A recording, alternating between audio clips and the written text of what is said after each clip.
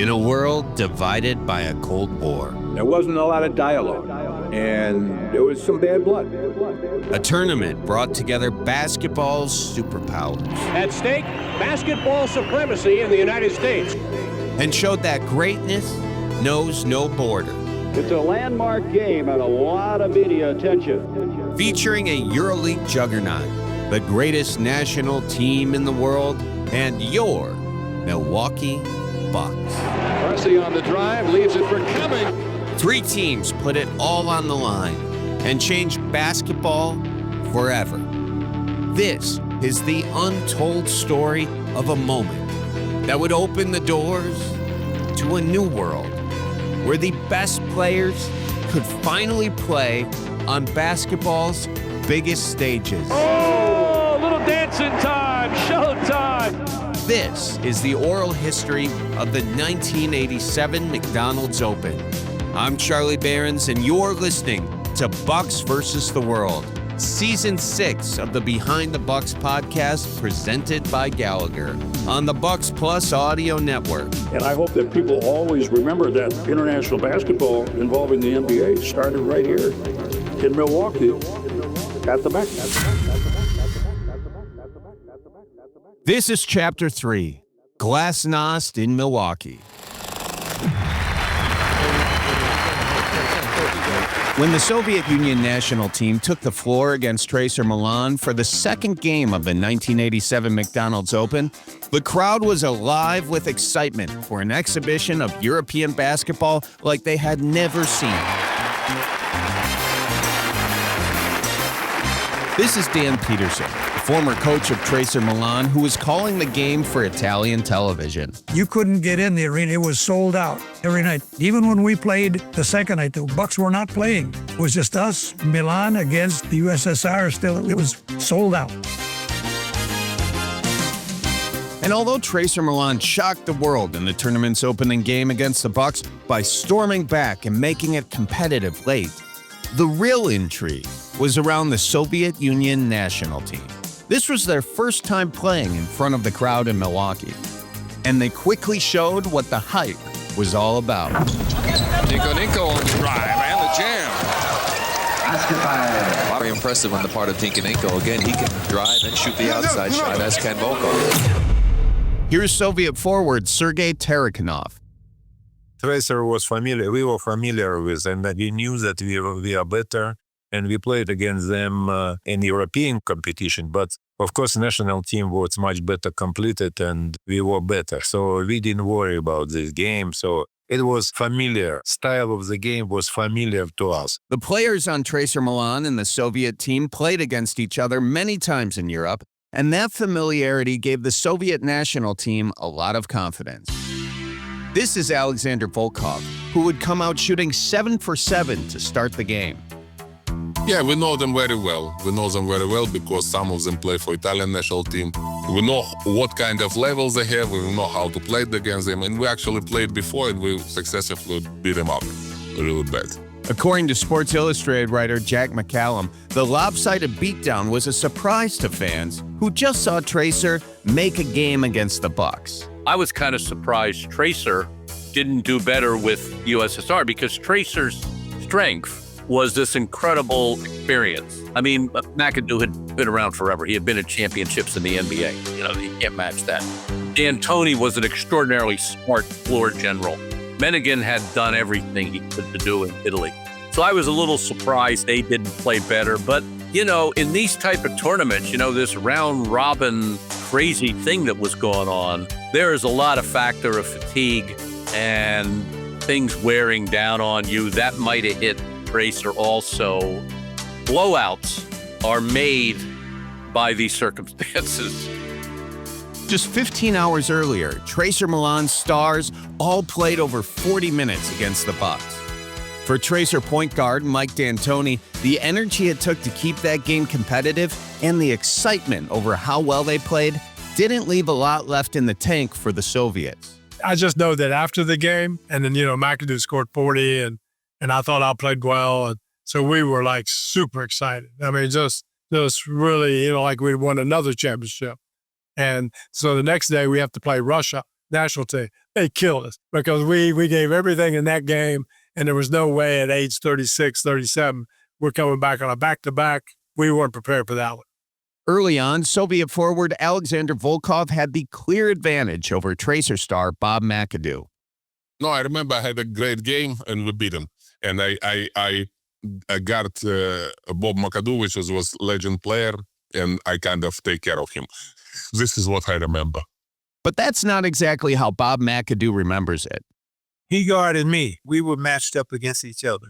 I kind of torched him too. The Soviets held a 25-point lead in the third quarter, but McAdoo, who would be inducted into the Naismith Hall of Fame in 2000 for his decorated career in Europe and the NBA, put on a vintage performance to bring the game within 9 points going into the fourth quarter. McAdoo with a good head fake and gets whacked by Pankreskin. That counts. They were a tough group of guys. You know, they had played together. You know, we had only been together in Milan with the two Americans that we had just in training camp. So it was a new team versus an experienced Olympic team. And like I said, I wanted to make it, anybody who was guarding me, I wanted to make it tough for them. And I did. I made it tough for them and impossible to guard me. You know, that's what I remember.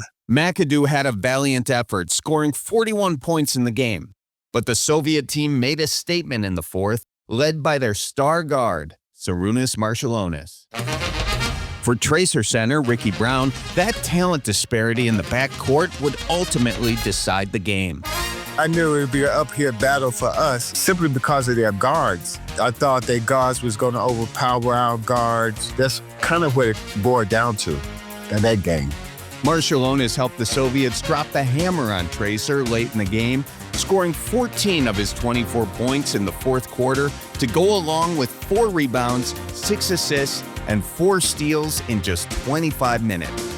The game would end in a blowout, 135 to 108.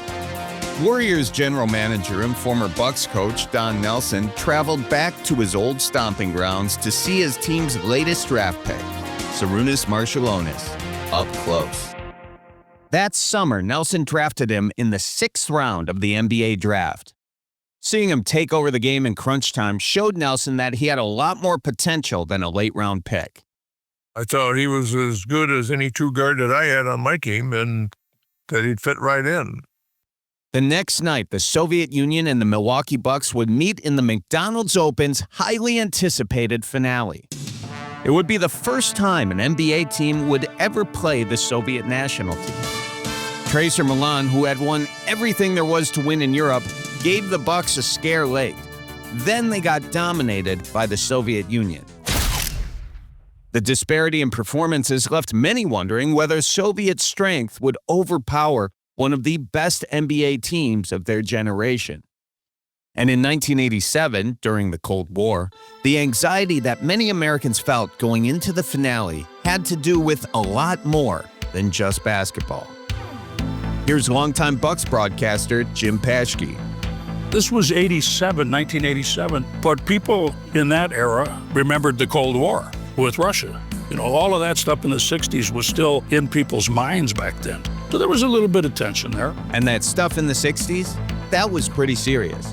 The Cuban Missile Crisis had Americans fearing nuclear war could break out at any moment. Former Bucks PR director Bill King described what it was like to live through that. When you talk about 57 and 60, I was in elementary school then, and during the Cuban Missile Crisis and at other times, we had to do the drills in case there was a nuclear attack. I don't know that as early elementary school students, we fully appreciated what was going on, and I don't know that it would have done us any good going in the coat closet and hiding our heads under a coat if a nuclear bomb were to hit. I grew up with a full appreciation of that. And here's Bucks head coach Del Harris echoing that feeling.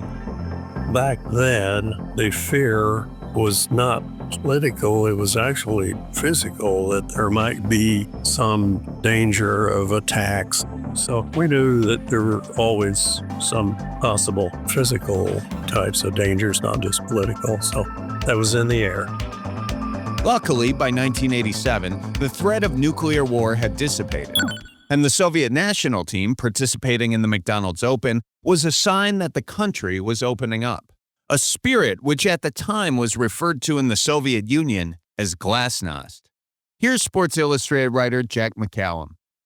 It was sort of this idea that was starting to come into favor that the Cold War should end, and it became very well known in America. It caught fire, and the citizenry of Soviet Union was taking to it a little bit more than the leaders were. And my opinion is that the players were more aligned with, let's make this one world, let's be friendly. Although, according to former NBA executive Brian McIntyre, not everyone in Milwaukee was feeling all warm and fuzzy about having the Soviets in town.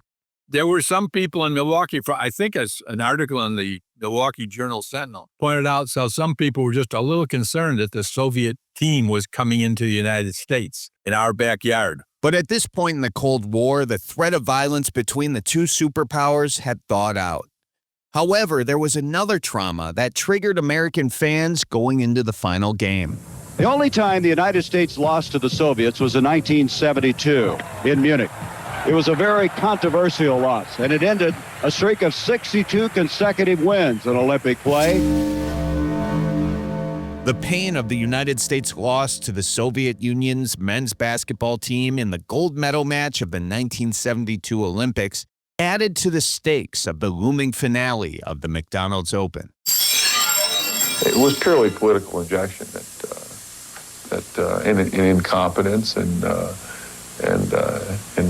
those kinds of things that led for us to lose that game. I mean, we, by all standards, should have won the game. And it's hard to go down in history sort of as a footnote. It was a historic moment, not because the United States lost an Olympic game, because of the way it was lost. In one of the more bizarre moments in sports history, the United States led by just 1 point when there were 3 seconds left in what was already a grueling game. 5 seconds, 4 seconds. When Doug Collins was fouled, the stage was set for that unbelievable ending. Collins' free throws gave the U.S. a 1-point lead with just 3 seconds left. As the Soviets impounded the ball, the referee stopped play. The Soviet coach had called timeout when Collins was on the line. They got a second chance. The Soviet Union was on the baseline and inbounded the ball. But almost as soon as the play began, it was blown dead when the referees ruled the Soviet coach had called a timeout before play began. Reset at the baseline, the Soviet Union again tried to inbound the ball. This time, a half-court heave was no good, and the U.S. celebrated their gold medal victory on the court. Wow, what a finish. The United States winning their 8th consecutive gold medal. Until a FIBA official descended from the stands and in unprecedented fashion instructed the referees to replay the final play. He argued that the game clock had not been set. A Basketball Federation official overruled the referees, saying the clock was set incorrectly. The Soviets had a third chance. The third time was a charm. Alexander Belov between 2 American defenders. The Soviets inbounded the ball on a Hail Mary full-court pass that made it to Soviet big man Alexander Belov beneath the basket, and he laid it in as time expired. The game was decided by an official who really just happened to be at the game, who just was in the stands watching the game, and really, if he had not been there, we would have won. The officials who were working the game, had declared us the winners, and he overruled them. For the first time in Olympic history, the U.S. men's basketball team would lose a game, and the Soviet Union would take home the gold. Call it politics or a bizarre twist of fate. The American protest was turned down, and in a protest of their own, the U.S. team voted unanimously not to accept the silver medal. During the telecast of the McDonald's Open finale, members of Team USA who had played in that Olympic matchup were interviewed about the game. Even 15 years later, in 1987, the pain and disbelief was felt throughout the team. Now, 15 years later, it's a vote the current congressman from Maryland is still reminded of. It's amazing. Even when I was on the campaign trail last year, it always came up. Even I think my opponent tried to kid one time and said that we're the only basketball team that have lost the gold medal, and That hurt me a little bit, and it also bothered me because in my heart I felt that we didn't lose the gold medal.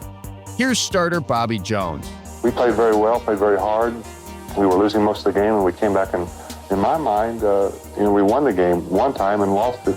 We won it twice and lost it one time. And this is Jim Forbes. Very, very angry, very upset. As I said, it was a very emotional moment to sit there, and because I was right there and I looked up and the thing just went right through the net. Also, for years, I felt a little guilty about us losing the gold medal, and then it dawned on me years and years ago that it wasn't my fault. Situations and circumstances sometimes are beyond your control. For local Milwaukee Journal sports writer Mary Schmidt-Boyer, that loss was still on the minds of Bucks fans during the McDonald's Open. The U.S. had lost the controversial 1972 Olympics, and so this was a pre-Olympic tour for the Soviet team, which I don't really know why they thought that would be a good idea, because people were still mad.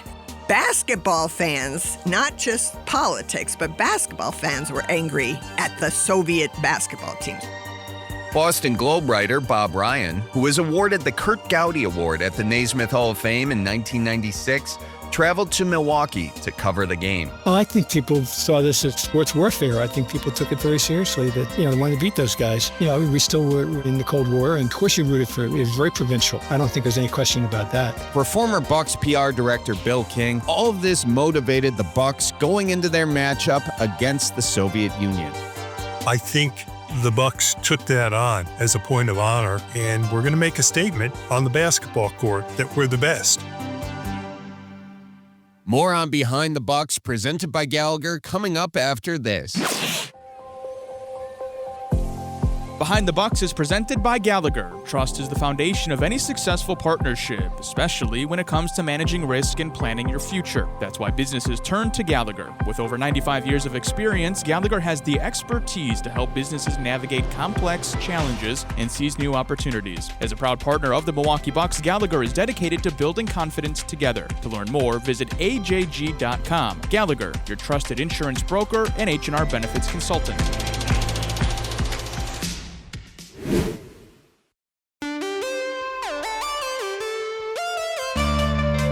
If any NBA team could rise to the challenge, it was the Bucks, because they had some elite talent on the team, like NBA champion and seven-time All-Star Jack Sikma. You come inside, and Sikma was there with a block. That was great deep blonde bomber. Jack, another one. Yes, sir! Sikma lighting it up, three-point baskets. As Tracer center Ricky Brown explains, Sikma's game was recognized all over the world. Unstoppable white guy, okay? Unstoppable white guy with that shot, man. I mean, he tried everything to block his shot. I mean, he was already 6'11", close to 7, and then he holds the ball up way over his head and had just a perfect, pure jump shot, almost like a Joker now. Nicola's Jokic, where he shoots it so high like that on his releases. That's how Sikman was, but Sikman could jump a little higher. He was almost impossible to stop in the post. Tracer Milan star Bob McAdoo. He had one of those post moves that you rarely see in a big guy, and he was so tall he could just go over the top with his shot, and you couldn't block it. He was almost impossible to stop once he got into the post. He was a tough cover. Very tough cover. And here's Tracer point guard Mike D'Antoni. I mean, when they name a signature move after you, you're pretty good. Sikma was famous for an inside pivot that he used to get to an unorthodox shooting motion, a move he mastered while in college at Division III Illinois Wesleyan.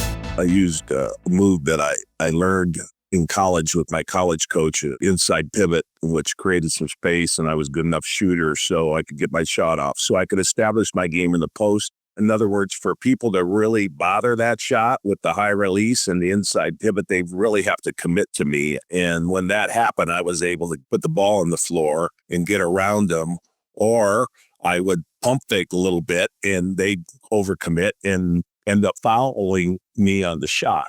And again, that high release point was a key part of it, but no one's ever committed to it like I did in my career. Unblockable, unstoppable, That was Jack Sikma. Here's broadcaster Gary Bender, who called the Bucks game versus the Soviet Union. He revolutionized the shot inside, on the baseline, in the paint, and no one could block it. And he went about it in a very quiet, subdued way. You know, he didn't show a lot of emotion. He just put a dagger in your heart, and you could not guard him. To his teammate Paul Pressey, he was a one-of-a-kind player in NBA history. Unstoppable shot. I don't think anybody that I've seen up until this point, after all these years, can reproduce that shot that he has. He could shoot the ball at the same time pump fake you. So you didn't know whether it was a pump fake or it was a shot. And so he could do that at 8 feet, 10 feet, 2 feet. And he could finish at the rim. And then later on, as his career stretched it out into his 9th year, 10th year, he pulled it to the three-point line. And so Jack Sikma game was very different from anybody else. That was an unstoppable shot. And right today, no one has been able to duplicate that. No one. For Bucks teammate Terry Cummings, Sikma was a complete player. He may be one of the first, if not the first, big centers that could actually shoot outside, inside, could put the ball on the floor and get past most of the big guys, but was never really given credit for because he's a big white guy. But he's deceptive in his quickness. He was probably, for me, with all the centers I played with, he was the smartest one and probably the most overall talented one. He didn't have David Robinson's athletic ability, but he understood the game. He understood the players he was playing with, and he was a great passer. He had great sight on the court. And under Coach Del Harris, his game would evolve in ways that were far ahead of his time. He would fit right in to today's game. And he was unguardable, basically. So wonderful player, but unique in that his last 2 years with us, he shot over 400 3-point shots. And 1 year, he shot 38%, which is higher than the average right now in the NBA on 3-point shots. Sikma with 5 3-point baskets tonight. How about 6? Yes, Jack Sikma has given the Bucks a record for threes in a game, 9, and he ties the individual record of 6. Alongside Sikma and 7'3" center Randy Brewer in the Bucks jumbo front court was star forward Terry Cummings. Ball front of the key to Cummings, dribble drive in deep, beats Worthy, lays it up and scores. Nice play. Oh, that was a super move by Cummings, left hand. Cummings shoots it under heavy pressure, and he got it. Boy, what a great shot. Coming down with it is Terry Cummings, and he'll move up court. Dribbles it pretty well for a big man, doesn't he? He's going to take it all away. What a move and what a play by Terry Cummings. Here's broadcaster Gary Bender. His fundamentals were unbelievable. If you go back and you want to coach somebody, you would just say, hey, watch how Terry Cummings' footwork is. Look how he fades away. Look where he's, how he positions himself inside. He just was methodical. It wasn't spectacular. It was just blue collar. As Bucks teammate Paul Pressey explains, Cummings had a well-earned reputation for his toughness. He was a beast of a scorer, just a grit of a man, never backed down from anything, thought that he was the best on the floor at all times. And I think because of that made him the kind of player he was. And I mean, he, unbelievable athlete, just had the nasty attitude of, I'm going to beat you. That toughness earned him the respect of Tracer center Ricky Brown. Terry Cummings, well, I'm glad you mentioned him. And Terry Cummings was as tough as they come for a power forward. I mean, he had the size, he had the shooting skills, and the toughness to go against anybody. And that's why he was such a successful player. He was one of the best power forwards at the time in the league. Terry, who had come to the Bucks in a blockbuster trade that sent Bucks legends Marcus Johnson and Junior Bridgman to the LA Clippers, felt like he didn't come to Milwaukee by chance, but because of destiny. I'd had a dream that I had been traded and I was playing for a team in a green uniform, and I knew I didn't want to play for Boston for my own reasonings. So I went to the owner, and Sterling was sitting at his desk, and he asked me how I was doing and what he could do for me. And I told him, I said, you can trade me. And he said, well, I can't trade you because you're the franchise player. And I said, no, you could trade me. And I said, and when you do, trade me to Milwaukee. And so that's really how it happened. With Sigma and Cummings packing serious firepower in the front court, the Bucks relied on do-it-all point forward Paul Pressey to bring it all together. Give the ball to Pressey, slam dunk. That's the kind of a play gets the crowd fired up a little bit. Pressey with a no-look pass. Watch this look away. As you said, that's a terrific little flip pass. He saw the man going. The bounce pass killed him. Pressey got it. Whoa, what a shot. For local sports reporter Tom Pippins at Fox 6 News, Paul Pressey was another Bucks player with a skill set that would fit in the modern NBA. I remember when he was drafted out of Tulsa, there was a nickname. We actually used the song. It goes way back.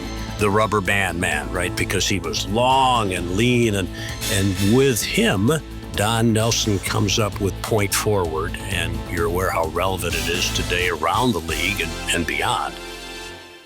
Pressey was so prolific in his role as the Bucks point forward, he held the Bucks franchise record for assists for 33 years until Giannis broke it in 2023.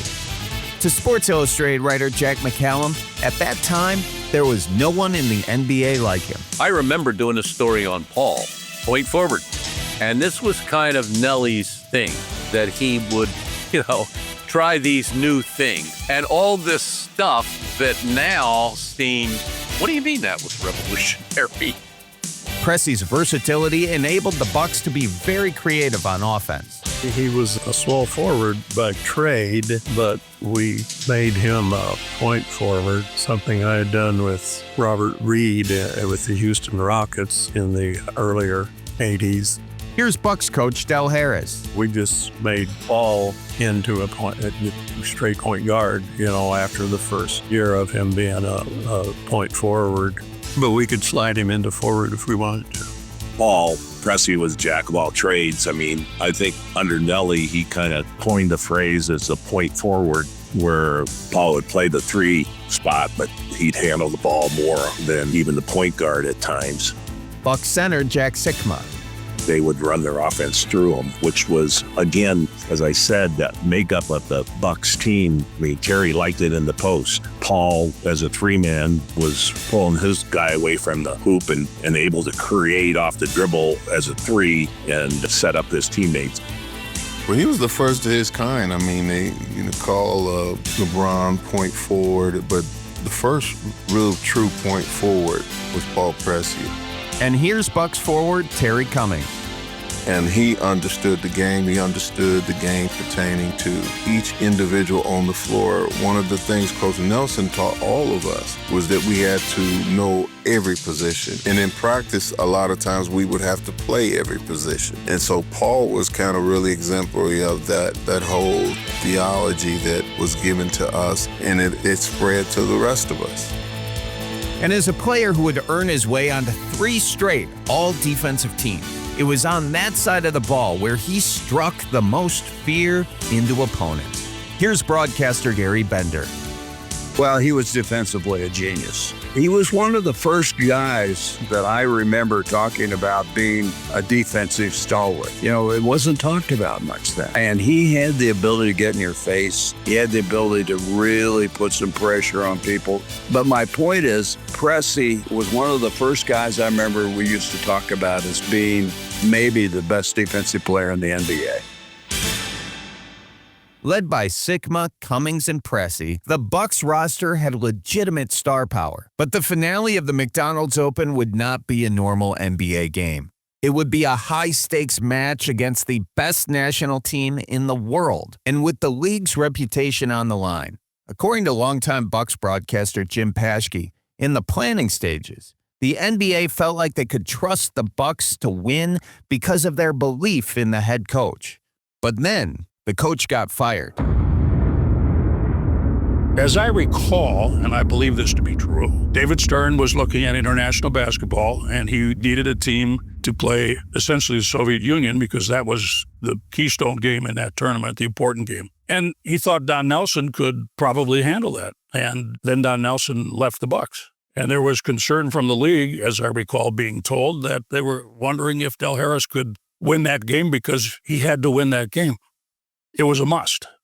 And the Soviets were looking at it the same way. Bragging rights minimally, but perhaps more than that. And as it turns out, it was more than that because that game, that series, that 3-game tournament, in my opinion, led to the explosion of basketball. In January of 1987, Don Nelson first heard about the idea of the Bucks competing in the McDonald's Open. I just knew it was going to be a preseason game, and I thought it was pretty exciting. You know, we had a pretty good team, so I wasn't really worried about it, but there was a lot of things I didn't know about. I didn't know too much about the Soviet team other than they were really good. But at the end of the season, coming off 7 straight 50-win seasons and 3 Eastern Conference Finals appearances, Don Nelson resigned as coach of the Bucks. Or as he puts it, I got fired. But it wasn't totally a surprise. No, the last year of my contract, I knew there was a conflict between the owner and I and Herb Cole, and I didn't expect to stay on after that. No, I knew that was going to be my last year. I went to Golden State after that, so I continued to coach, so my life didn't change that much as far as my job is concerned, but it's a different area. You know, I really like the Midwest. I love Milwaukee. Del Harris, who coached the Houston Rockets to the NBA Finals, was a longtime assistant to Nelly with the Bucks. And according to then Bucks PR director Bill King, knowing it would be his last season, Nelly set Del up to take his place. Nelly really kind of orchestrated things and set it up so that Del would become the coach. So that transition, although there was a lot of friction between Nelly and Senator Cole, there was no friction between Nelly and Del whatsoever. And like I said, Nelly, the way he played the cards that he had was to set Del up as the coach. For Del, his familiarity with the team made it an easy transition, even if it was hard to say goodbye to his close friend. Well, I had worked directly with the players all that time. Nelly and I were such good friends. I worked with him 9 years overall. We never had an argument in them 9 years, or still never have. That's not necessarily true, but I'm sure we had some arguments, but we were best friends. So, you know, you should work arguments out as best friends. So, yeah, we had a great relationship, but I can't tell you we never had an argument. But it wasn't just their relationship that made Nelly so confident Del could lead the Bucks. It was because Del was a great coach. He's the most knowledgeable basketball person that I've ever been around, and I've been around a lot of them, and a lot of them had a lot of things written about him, but Del not too much. But Del's one of the sharpest basketball people I've ever known. For coach turned broadcaster Dan Peterson, who helped establish Tracer Milan as a dynasty in Europe, Del had a reputation around the world for his basketball genius. I knew Del Harris. He was a demanding guy, but a brilliant guy. And he knows everything. The guy was a walking, talking encyclopedia. Del is very detail-oriented. He was an X and O guy. He's written many books. He's looked upon by many coaches in the game as a go-to guy. Here's Buck star Jack Sikma. I would call him a savant as far as the coaching profession is concerned. But even for a great coach like Del, to broadcaster Gary Bender, following in the footsteps of Don Nelson was its own type of challenge. After all, Don Nelson, a Naismith Hall of Famer, would eventually retire as the winningest head coach in NBA history, a record he held for 12 years. You know, this happens everywhere, not just for the Bucks. I've often said this, and you've probably heard it 100 times, is that when you succeed somebody, you don't want to be the next person. You want to be the next person after that. In other words, it's awfully hard to follow a legend. It's awfully hard to be able to compare to them. I mean, it's really ridiculously hard. And not only would Del have to carry on the success of Nelly, in the middle of his first training camp, with his best player out due to injury, he would have to carry the torch for not only the league, but the country. And speaking to a reporter for Milwaukee's local Fox 6 News, Del realized the Soviet Union would be a formidable and motivated opponent. Well, they're very big and strong, and we know that they've come to play, and this is a big, big thing for them. It's the only opportunity that any of these teams have ever had to play an NBA ball club. As Sports Illustrated writer Jack McCallum explains, despite their star power, the Bucks were going into the game against the Soviet Union without two of their best players. As I recall, the Bucks were without Moncrief was injured, Ricky Pierce. I mean, they had a great team. They were a fantastic team, but they didn't have their guys. For Jack, putting a game of this magnitude in the middle of his first training camp as head coach, that put Dell into a very difficult position. This was a nightmare. I mean, quite frankly, because he's trying to assemble his team. So everybody, as I recall it, had sympathy for Del Harris. From our perspective, it was all, they put this guy in a really shitty situation. Bucs star Jack Sikma agrees that the injuries to key players and the timing of the game added a lot of anxiety to an already tense situation. We had some injury issues, so we didn't have everyone. Of course, you had new players in which you were going to integrate. You also had players from the previous year that were going to step into different roles. So there was a lot going on. And I guess originally when I heard we were doing it, I didn't realize what kind of pressure we would feel as far as representing the U.S. against the Soviet Union. This was really the first time that the Soviet national team had played against pros versus playing against college all-star teams in the Olympics. For former Bucs PR director Bill King, there was a lot of uncertainty and stress around the team going into that final game. Del Harris, who was the coach at the time, he was rather concerned. It can't be understated because there was the unknown. It had never occurred before where the USA played the USSR. We were always sending boys to play their men, and we were winning those games in the Olympics until 1972. And the Soviets made a strong push where it was very evident that we were upholding the honor not only of Milwaukee and the NBA, but the entire country. That's a heavy weight, the pressure of the world. And here's Milwaukee Journal reporter Mary Schmidt-Boyer. I mean, the NBA wanted to win. The NBA wanted to show that was the best basketball in the world. So, there was that pressure. If he objected, he was smart enough to keep it to himself and kind of realize this is not about me. This is about basketball, global basketball. For Milwaukee Journal reporter Bob Berghaus, it was almost like a lose-lose situation for the Bucs. These pros did not want to lose to the Russians. I remember Jack Sikma saying we were in a no-win situation. If we win, people are going to say big deal, the Bucs should have won. Now, if the Bucs would have won on a last-second shot or something, then that would have been like a big, it would have been considered a win for the Russians. The Bucs carried a load on their shoulder. Finally, on the morning of the game, even broadcaster Gary Bender, who would call the game alongside Dick Vitale and Cheryl Miller for ABC, really didn't know what to expect.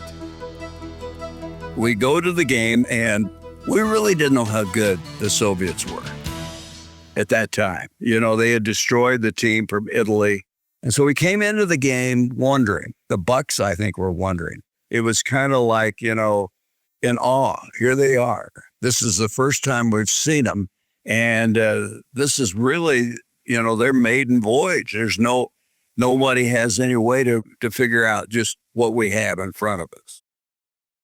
In an interview with Gary, even NBA Commissioner David Stern noticed how anxious the Bucs were going into the game.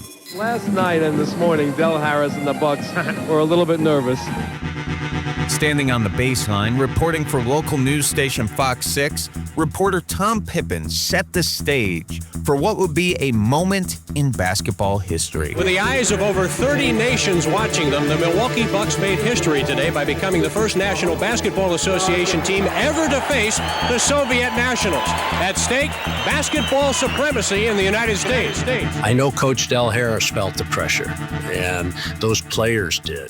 That unknown, and just wondering, you're playing somebody different. But I just, in my heart, I knew that everybody was feeling that, say, the butterflies, the tension, down here and the pit of your stomach, and just got to find a way to win. Because you're saying to yourself, oh my goodness, could we actually lose to the Soviets? You can't lose to the Soviets, right? You can't. It can't happen. I'm Charlie Berens, and here's what to expect on the next Behind the Bucks presented by Gallagher. You know, I remember the hype of because it was a big thing. You know, Milwaukee is a small town, small market. It was just a really big thing for us to represent the NBA in the country, too. It was very special. I don't think many people understood what that was going to lead to. And the USSR was a very good team. Gomelsky was a very good coach. Maybe they could give the Bucks a pretty good game. A physical, competitive, nothing to lose kind of game. That's what it was. This has been a Bucks Plus audio production.